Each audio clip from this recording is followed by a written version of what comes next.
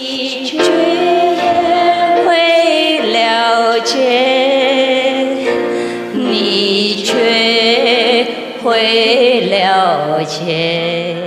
So one of the skeptic God in heaven, I jokingly said to Sakra that the king of God was exaggerating. So he wanted to test the prince whether or not he's really the bravest, the most courageous being or not. Oh, yeah. Oh my God. I'm terrified already. When the gods of this kind of heaven come down and want to test you, oh, I don't know, you cannot run anywhere. Okay?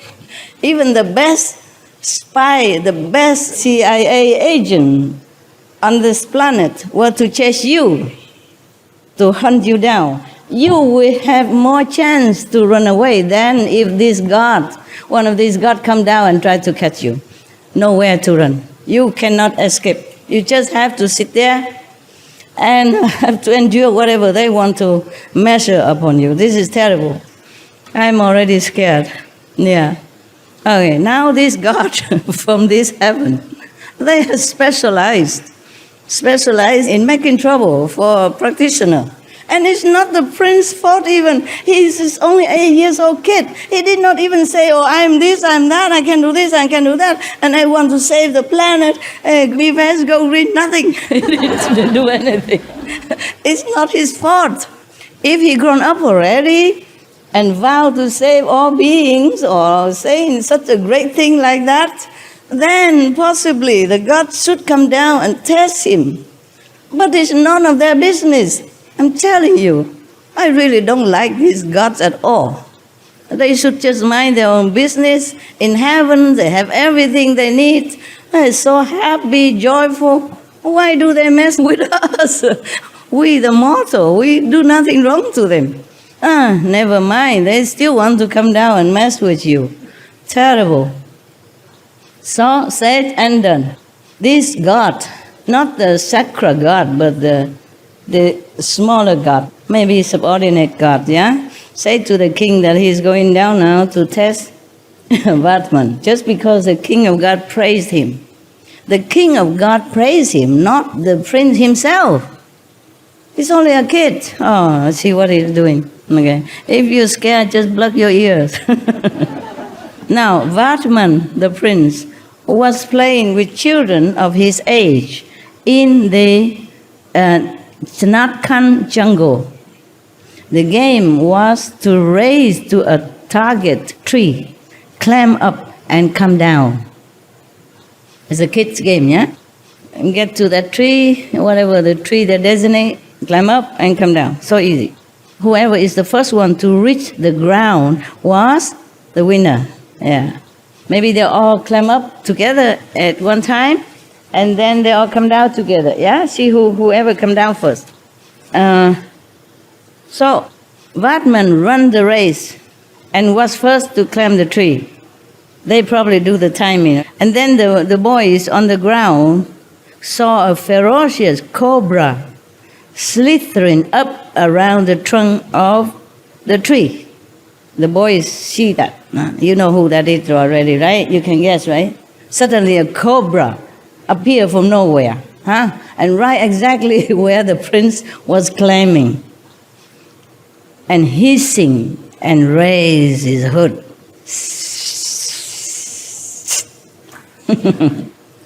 The boys started trembling with fear and run away.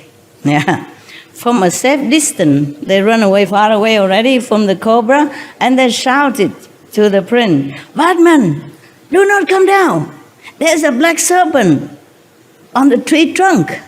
Don't come down.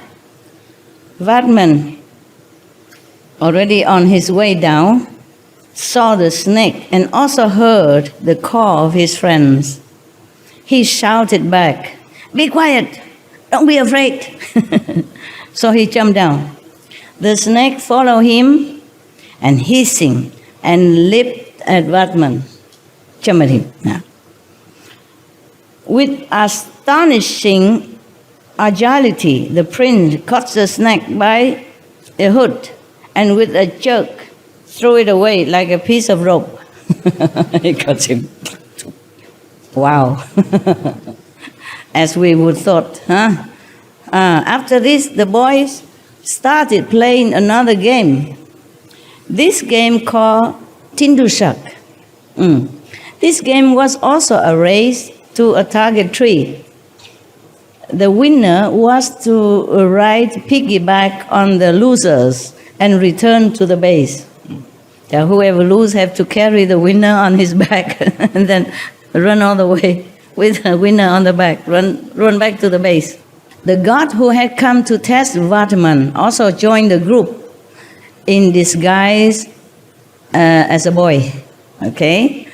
In the game, when Vatman won, the god got Vatman on his back and started back to the base. The god was the loser then, one of the losers, so he has to carry Vatman on his back and run back to the base. Yeah. But on the way, he transformed himself into a giant. With the prince on his back, the god flew into the sky. Big giant carried the prince, flew into the sky. The boys shouted with fear, "Vatman! Vatman!" But the prince was very undaunted. Hit the giant with his mighty fist. Boom! The god cried. The giant god cried with pain. Probably he know where to hit, nah?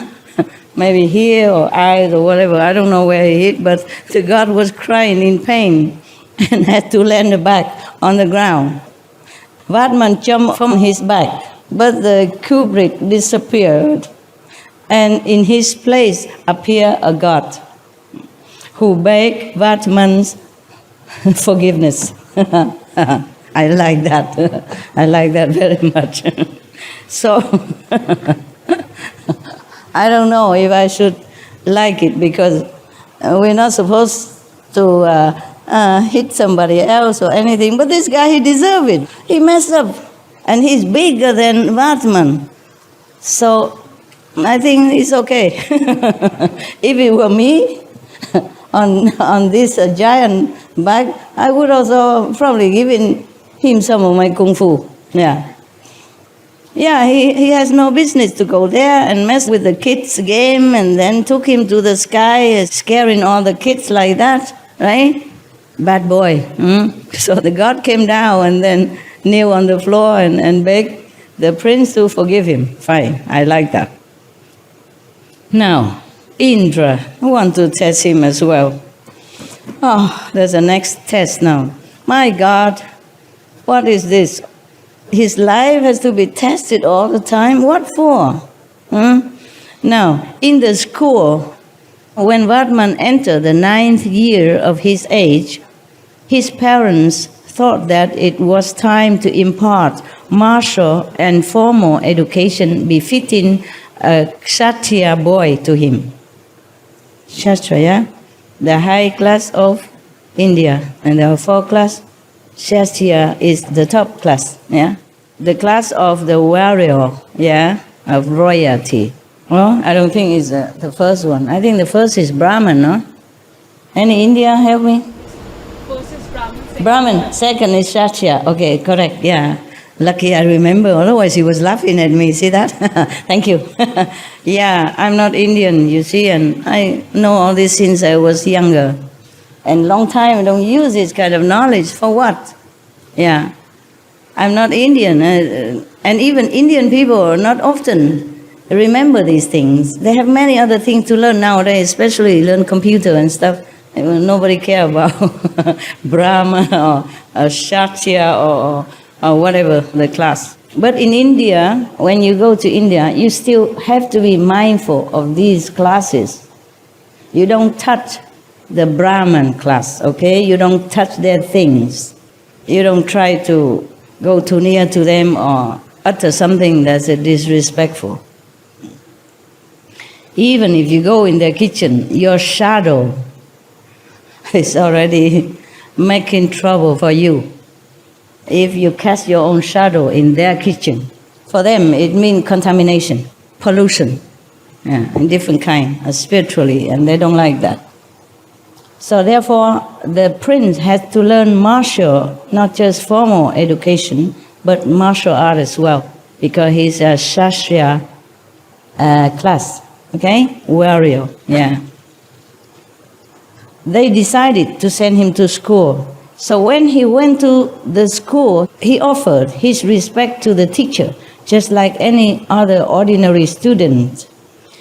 In spite of having all worldly knowledge since his birth already, by offering respect to his teacher, Vatman honored the age-old traditional ideals.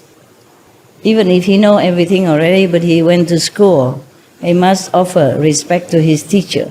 Just the same like every other child, huh? You maybe prostrate in front of the teacher, maybe 1 time, 2 times, 3 times, depends. And then you make some offering, yeah? That means you accept him as your teacher and you respect him. You prostrate to his feet, yeah? To show respect and obedience, yeah. Many of the Asian countries have this tradition. Maybe nowadays they don't do that anymore. But in some area, possible still have some little tradition left. Remember last year, there was one Vietnamese old man got initiation, and he wanted to prostrate to me 3 times. He kept insisting that it's a tradition, Vietnamese tradition. You have to prostrate to your teacher 3 times. But I said, no, here nobody prostrate to nobody. So please don't do that.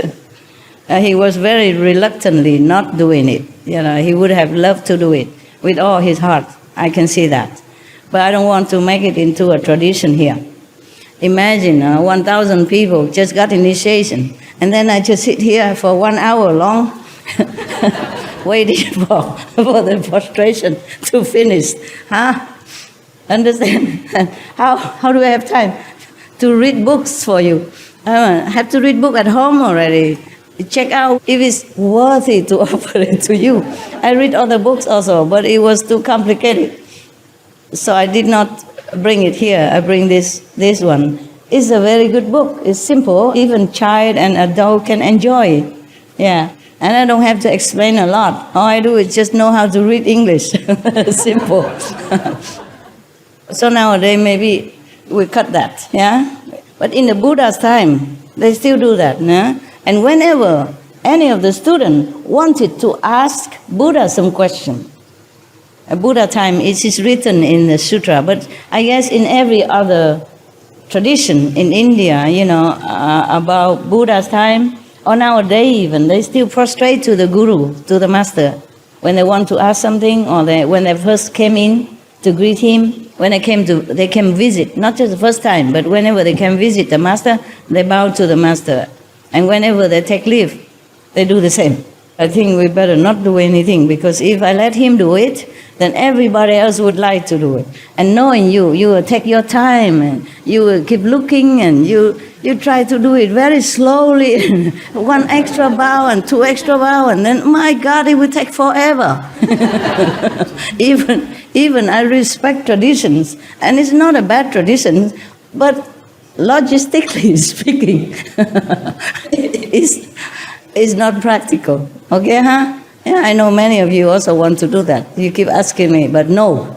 Okay? No is no. N-O, no. We don't need this kind of respect. We respect inside, okay? We respect by keeping the precept, by being vegan, by meditating diligently, yeah? And really trying to abide by the master teaching and try to go home. That is a real respect. Outer respect, anybody can do. Inside respect is harder. Yeah, I want the inside respect, and the proof of the respect, not just bowing on the floor. Anybody can do that. But believe me, after I die, they probably make a statue out of me and put me somewhere, and then people will still come bowing, because at that time I cannot forbid them. I cannot say anything. Right, so the teacher gave him the first lesson of the alphabet. Vatman listened silently. After some time, The teacher called him and asked, "Prince, you are just idling. Why don't you repeat the lesson and try to memorize it?" Yeah. The same like my father told me when I was young. "Why don't you ever study anything at home?" I say, "I know it already by heart." So I read it to him, and then he believed me. Yes. I read without a book, yeah? Without a book. So in reply, Vartman recited the full alphabet for the teacher. The teacher was very, very surprised. While he was trying to fathom the surprising capacity of the little boy, an old man, an old Brahmin with a tilak on his forehead. Yeah, you know tilak, right? India people, they put some red dot in front of your forehead here, between the eyebrow, a little bit up. Good idea, no? That was a tradition before. The teacher would have put something here, yeah, so that the disciple always remember the third eye. So they reminded each other, huh? Or when they look in the mirror, seeing the tilak in front of the forehead, they would not forget where to concentrate. Yeah, it's a good idea. Everything you know of value is inside you. So whatever I told you outside, I told you already, it's just pastime, no? It's worldly knowledge. Whatever truly divine knowledge is imparted to you without language, without words. So you have that already, yeah? And every time you come to see me, I just entertain you. So now we continue with the prince.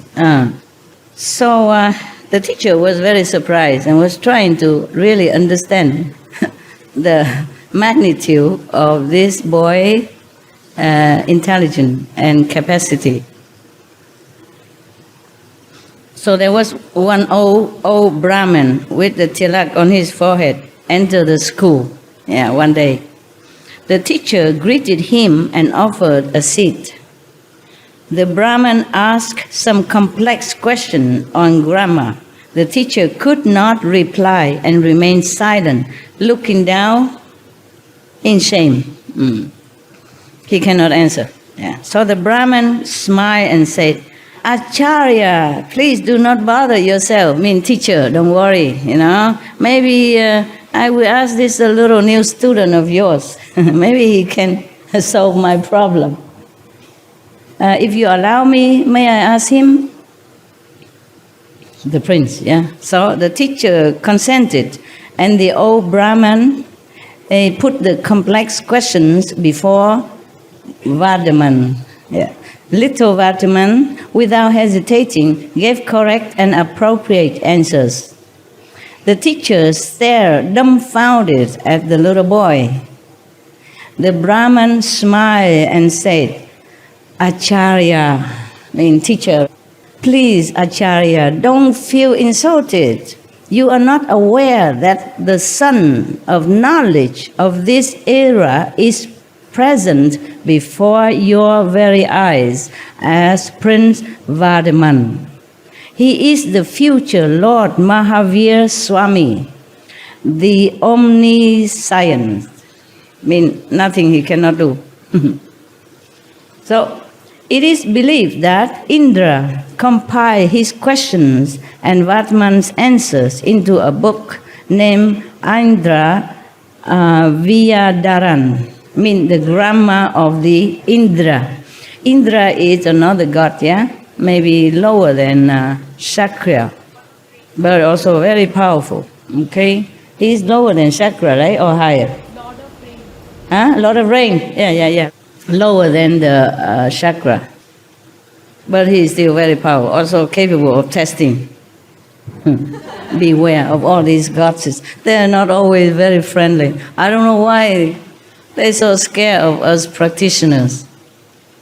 The real practitioners will be always tested since little already with all kind of things.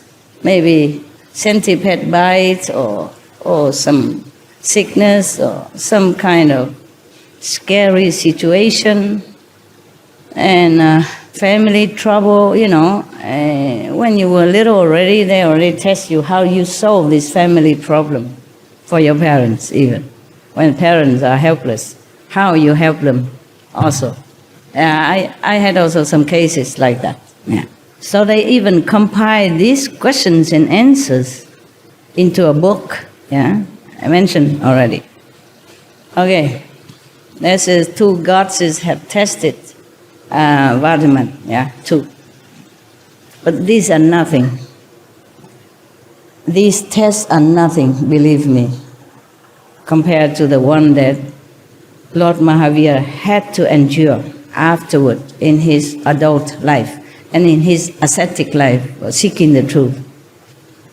The more determined you are to help humankind, or help all beings, the more tests you will have to undergo. And not everyone passed the test. That's why we don't have many masters. Because some tests are very, very severe, above human endurance and intellect and capacity. Okay, now they are talking about Mahavira's family. Okay, we will finish that. And tomorrow we will talk about his life as a monk, okay? Ascetic monk. Not just normal monk, but ascetic monk. Extremely ascetic. Yeah. After you heard the story about his asceticism, you feel very, very lucky and grateful to be able to sit here on a soft cushion and a clean floor and have a roof and have aircon and fan and whatever.